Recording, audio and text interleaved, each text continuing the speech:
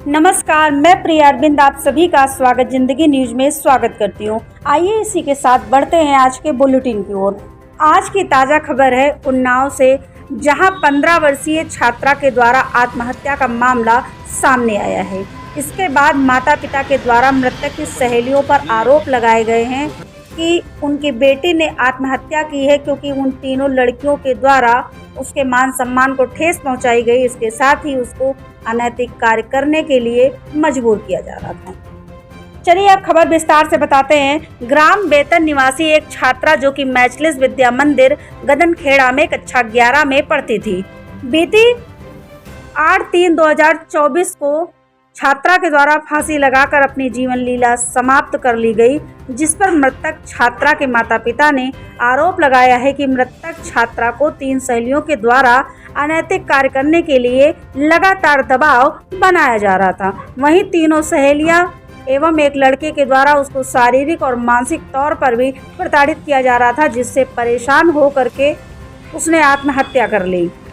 अब देखने वाली बात यह है कि न्याय के लिए दर दर भटक रहे उसके माता पिता को क्या शासन के द्वारा न्याय मिलता है, या फिर इस मामले को संज्ञान में लेकर के प्रशासन क्या इंसाफ दिलाने में कामयाब होता है। आइए सुनते हैं इस पूरे मामले को लेकर मृतक के परिजनों ने क्या कुछ कहा। स्वागत जिंदगी के लिए सह संपादक श्याम जी गुप्ता की एक स्पेशल रिपोर्ट।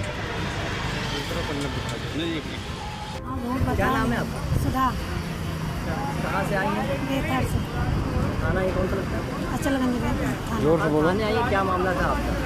हमारी लड़की ने बिटिया ने सुसाइड किया था, तो इसलिए हम आए थे यहाँ पे।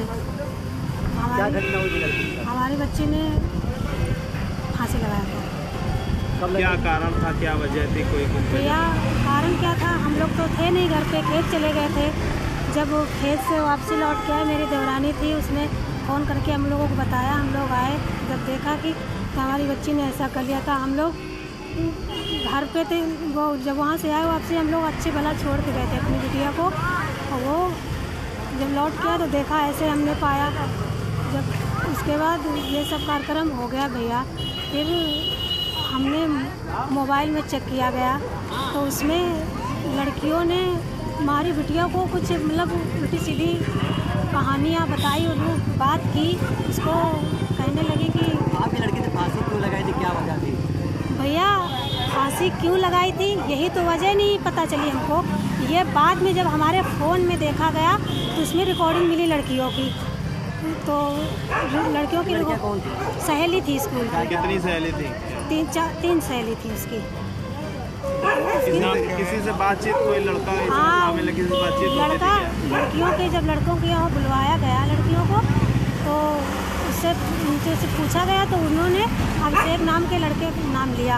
अभिषेक नाम का लड़का था, उसका नाम उन्नाव का रहने वाला। आज आप यहाँ थाने आई हैं। हाँ। क्या आश्वासन दिया है? आश्वासन क्या दिया है, कहने लगे कि हमने पूछा उससे तो कहने लगा मेरी ऐसे ही बात होती थी उससे जब लड़का आया यहाँ पे। घटना कब की थी? लड़की फांसी लगाई? घटना थी 8 मार्च की।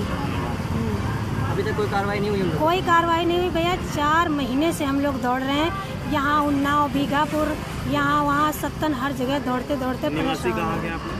हम लोग निवासी पडरी बताएं क्या? नहीं, बेहतर हैं।